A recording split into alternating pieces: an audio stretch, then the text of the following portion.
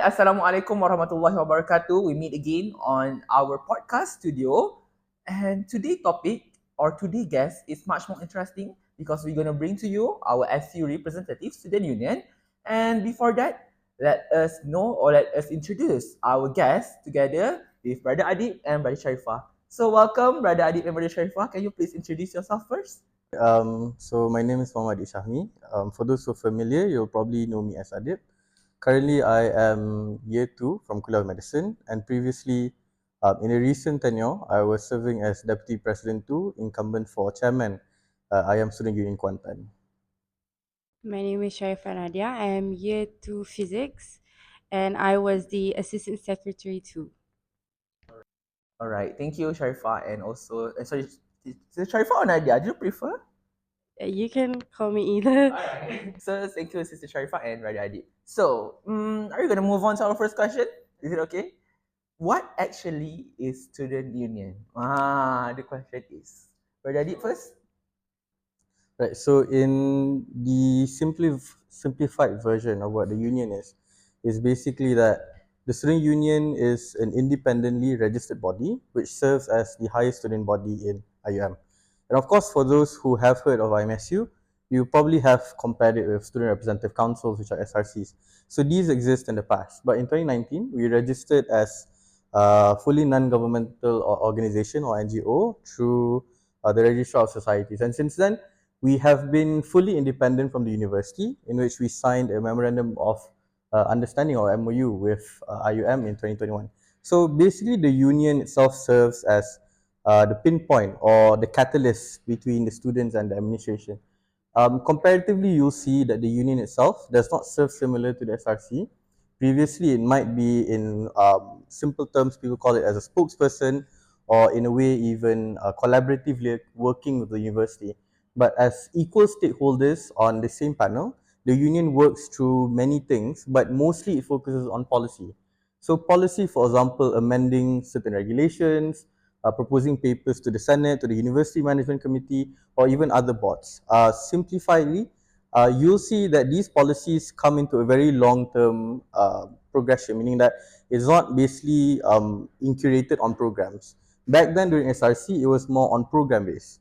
But when the union was established, it was mostly on policies, meaning that do we agree on certain assessments of how the university focuses on. And even recently now, we've also proposed, alhamdulillah, at the Kuantan level with the campus director, we've managed to propose a new form for the university required courses, UNICOR, and this policy is set to be tabled in the upcoming Senate meeting. I think that's a good brief about the UMSU, but we're gonna be more relaxed today. I think Sharifah would like to answer what is SU, maybe? My answer is much simpler than Adib's. I think the student union, a simpler way to understand what a student union is, it's a bridge that connects the students and the university. So what the student union does is we provide a platform for the voices of the students. All right, thank you, Sharifah and Adib.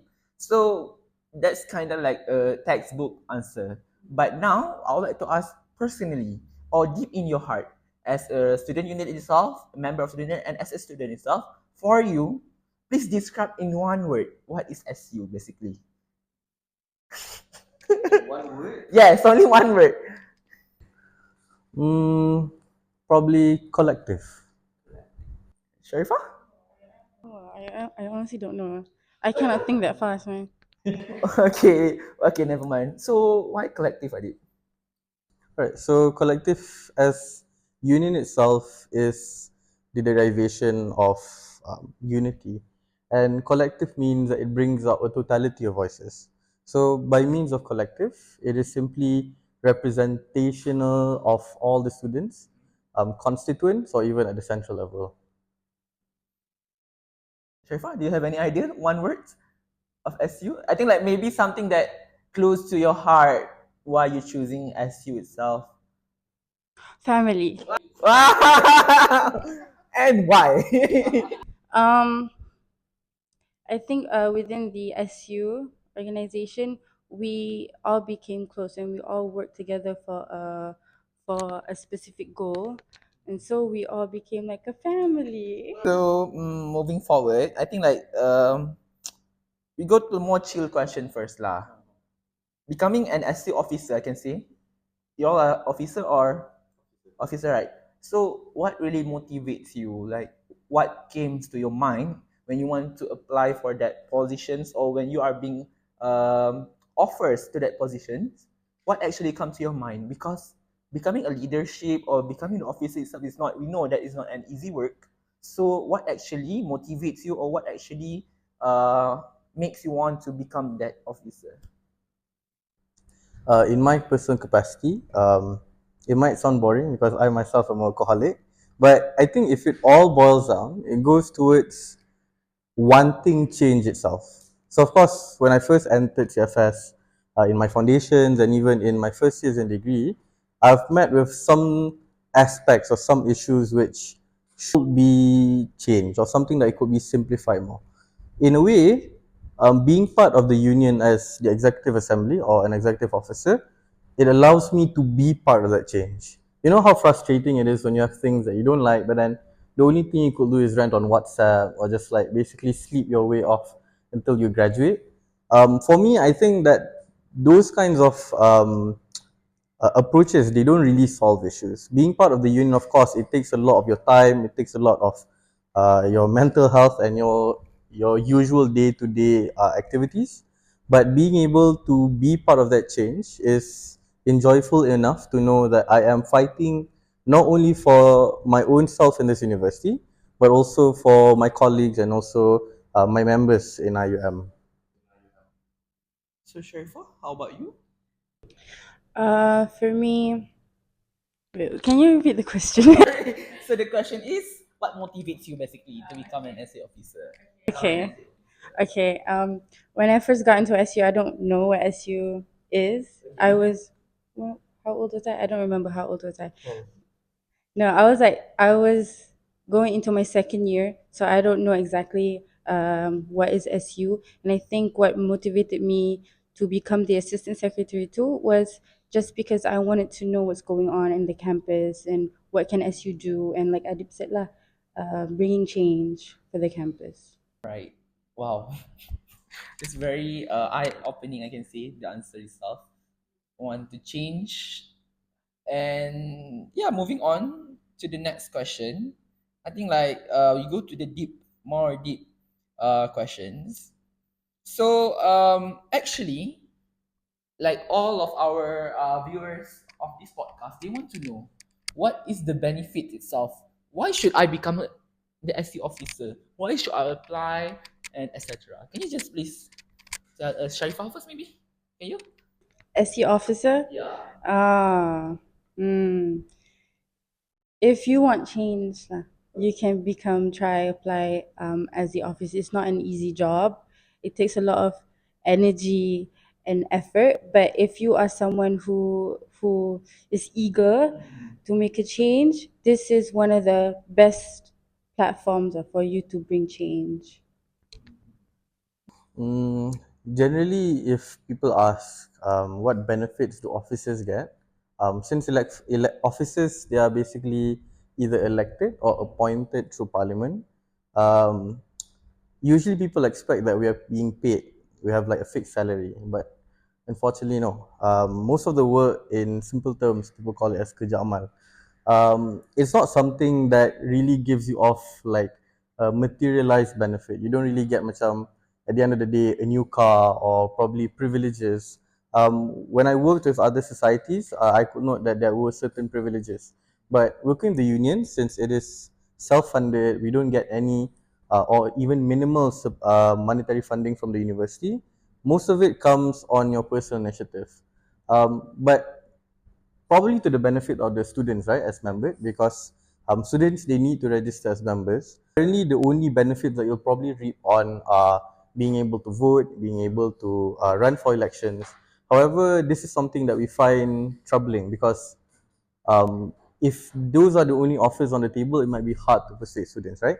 So currently, what we're working on is we are collaborating with certain businesses, we're planning to meet state government officials and also bodies so that students can get off, for example, a membership deal or a membership, probably a membership card benefits that you could get. So probably if you go to the nearest printing shop, which is in collaboration of the union, you'll probably get a 10% off, or probably you go to certain outlets or businesses. This is something that could give benefit to you. Of course, this is a plan that is set for around 1 to 2 years from now. So hopefully by the end of probably 2026, there'll be both collective benefit, for example, change in policy making, as well as material benefits from students that you can get. Yeah, I think that's a good thing that maybe we can look forward, especially for the next tenure of SU. I think like we have elected, right? We have been appointed the next tenure, but never mind. We're not gonna discuss it here. But yeah, moving on. Like I really interested on how Sister Sharifah said like it is not the hard. It is not an easy work. It's truly a hard thing. But can you please like macam tell us what is your hardest experience, or like macam what is your most downside during the SU itself, and how you recover from that actually? Mm, my the lowest I've been in student union, I think it's the because of the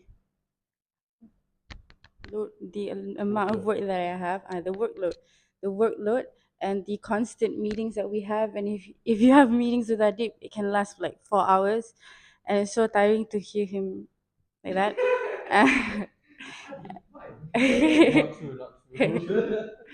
Yeah, is the workload, is the constant going to the management, and then it's just non-ending. And if you think it would end, it would just not end. You think you get a rest, you will not get a rest at all. So because of the constant workload and the meetings, and then constant going back to the management, um it really like brings me down, and it happened to a lot of our officers also.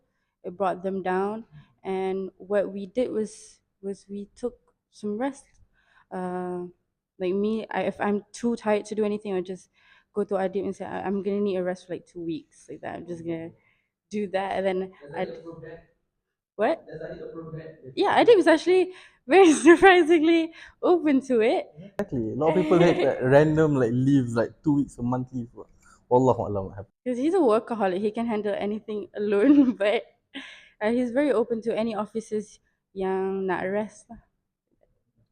But for Adik, do you find it hard for you? Hmm, I won't lie, it is hard, and it's not something as easy as it says. Because currently, I would say that the union's current state is very hard to describe. Being solely individual, there's so many issues that rise, and for me, my priority comes towards how can we maintain the union, and how can we also maintain like our officers, Nadia, our office members or staff. So for me, one thing that I held true since even my election last year was the term perfectly imperfect, meaning that it's fine for something to not go or come out the way that we want it, as long as we've tried our best, as long as it is manageable and we've already had the initiative for it to happen. But of course, there's issues which, if I could make it clear, how can we stand on our own? Because I won't lie, as a deputy president, I don't have the sole authority for our locality, meaning that there are certain issues that are on the central part, and these are some of the issues we face, I would say, almost monthly in our meetings. But also, a lot of these issues stem from uh, usually management costs when we engage with the university, we engage with the central and other localities, and even on the national scale, issues that we have to solve via the higher education ministry and also some other parts. But back to perfectly imperfect, it's fine for things not to turn out. Or for example, if you're planning 5 manifestos but you only manage to do 2 or 3, I think it's fine, because it's undeniable that as students, our workload is very heavy. I don't realize that. But where are the challenges on? The challenges on specifics. Where is your hard time? What is your Ah, hard time actually? can I say every day is a hard time? And Cheeky, how do you cheeky. cope with that? So for me, uh, I would rather do most of other people's work if they are unable to do that. For me, I take those hardships as a constant forward to improve myself. But of course, I cannot pinpoint a specific time or specific date where it becomes hard, because even right now it's hard because coming with our current exams. But most of it is usually on a weekly basis. Can we just like talk about the student life as in academically and about the SU itself? How do you manage it? It's hard, very hard. You have any kind of story you want to tell to us? The challenges itself, or maybe how do you cope with that constrict time? You can see. For me, one thing that I could see from this is actually it's both possible and also impossible. Meaning that for some people, the regimen that certain people use might work, but for others, it might not work at all. Because simply, for example, com classes, even for BMS, we have sometimes 8 to 4, and our classes every day. There's no break days like some other courses, like semester courses. You can register, and for example, you don't have any classes on Wednesday or Friday, and those are like giving you extra time. But for me personally, taking medicine itself, I find it very hard to balance because, of course, you need to manage on a constant push for your academics at the same time trying to work as much as you want for the union. Uh, I would say that usually the worst times comes when it's near to exams. Like currently, right now, where I'm currently undergoing my Block 3 exams, and 2 weeks ago, if I'm not mistaken, was the annual general meeting, and currently is a handover for the union to the new tenure, and even last blocks, we had programs and even some issues. Those are which unavoidable. For example, sesi lima urus or meetings of the ministry. Those are unavoidable things which we need to sacrifice our time. Um, I would say one hard thing for me to manage is not being able to give my most to academics, but trying to manage the almost average equalization I give for both. So it wouldn't be like one of it is better than the other. It usually comes out as the most that I can give towards my free and ample time. Alright, I see. So about Sharifah, you have any problem on academic as long as you have in SU organization itself? Um, for me, I didn't really have that much of a problem. I think my biggest problem was just going to class and having energy to learn. Um, but it's just a bunch of sacrifice. I honestly don't even remember how I survived. I'm still alive. I'm doing great. Surprisingly. But yeah, this is a problem. It's just there's just a lot of sacrifice. If I have something important that night, academically, then I would have to sacrifice a little bit of the union punya work.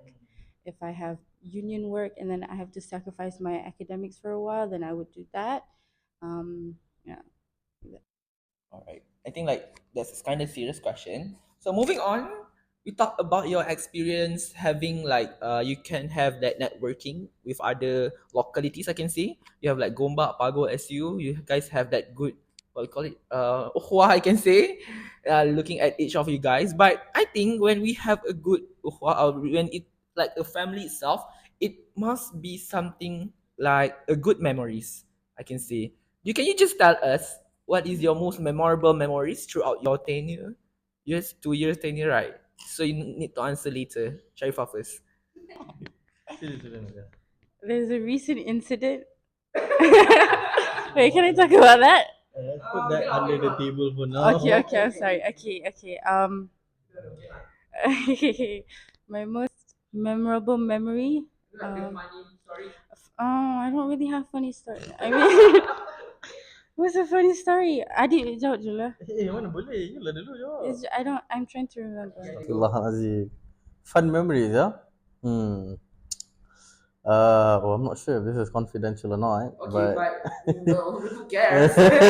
exactly right. So, I would think this tenure is the most fun. But if I could recap, when my first year in the union, serving as a welfare officer, one fun thing we remembered was that we went on a delegation to Genting Highlands, if I'm not mistaken, where we were invited by the current exco for Pendidikan, Negeri Pahang. Basically, we stayed overnight at one of the hotels up there, and it was fun because we just had a long night of just walking around Genting Highlands. I forgot, it's the place where they have all the fun fairs and stuff near Sky World, right? Yeah. So we just went around walking and then like making random intros during puasa.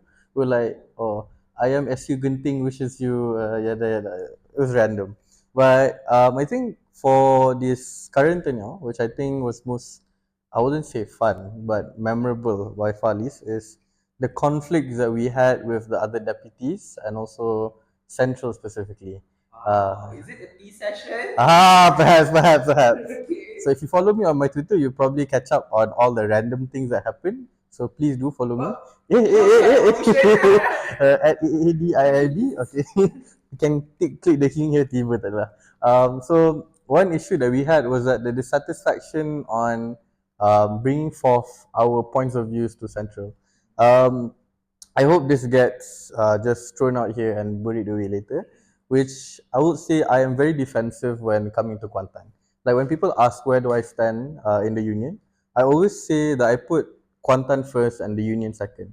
Because regardless, the constituents which I serve are those who are currently in Kuantan. Regardless of anything, I would have to prioritize our locality first instead of Central. So the issue came when there were certain initiatives or there were certain objectives which were founded by the central offices in which we disagreed, and we find it a bit alienating our locality. So this issue came out when the other deputies also found this, and the other localities kind of agreed on a stance where we don't really like the current procedure, and worst comes to worst, it could have been a coup d'etat, but alhamdulillah, it never happened. So of course, it was terrifying at first, but also Is it a fun part? Where's the fun part? the fun part was the coup d'etat part. Oh, A lot of, we are not going to focus on coup d'etat. yeah, we're not going to focus on coup d'etat. Coup d'etat is never a fun thing. Do not click the link. Do not click the link. Right. Thank you, Adib. Sharifah? My most memorable memory was the first parliament that we had in Kuantan.